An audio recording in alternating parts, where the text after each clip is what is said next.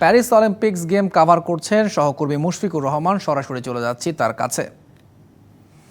মুশফিক, আগামীকাল পর্দা নামছে প্যারিস অলিম্পিক্সের। শেষ দিনে আসলে কি কি আকর্ষণীয় ইভেন্ট বাকি আছে?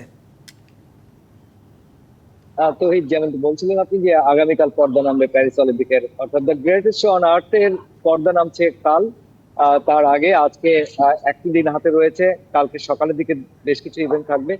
আজকে যে সমস্ত ইভেন্ট রয়েছে তার মধ্যে 39টি পদক, কিন্তু আজকে 39টি স্বর্ণ পদকের ফয়সালা আজকে হয়ে যাবে।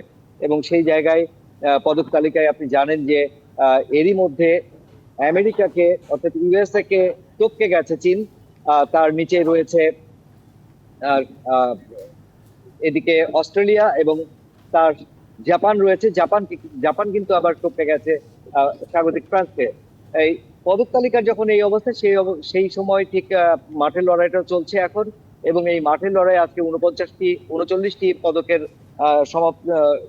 সমাধান হবে। অর্থাৎ এই পদকগুলি যখন নিশ্চিত হবে তখনই কিন্তু আবার পদক তালিকায় বড় একটা পরিবর্তন আসবে।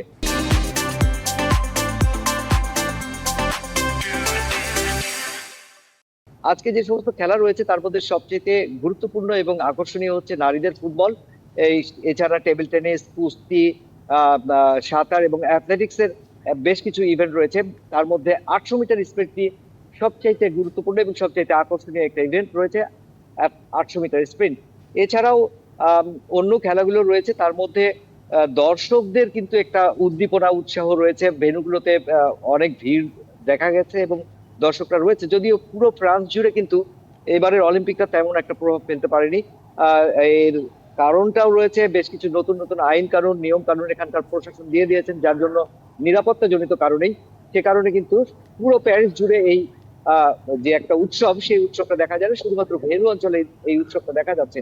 আপনাকে একটু জানিয়ে রাখতে চাই যে আজ কিন্তু বাংলাদেশে যে দুজন অ্যাথলেট আটকে গিয়েছিলেন ফ্লাইট শিডিউলের কারণে, সাঁতারু রাফি এবং শুটার আর্চার রবিউল, আর্চার সাগর ইসলাম, তারা কিন্তু আজ ভোরে প্যারিস ত্যাগ করেছেন এবং তারা আগামীকাল সন্ধ্যা নাগাদ বাংলাদেশে পৌঁছে যাবেন। এই অবস্থায় মুশফিক, ধন্যবাদ আপনাকে।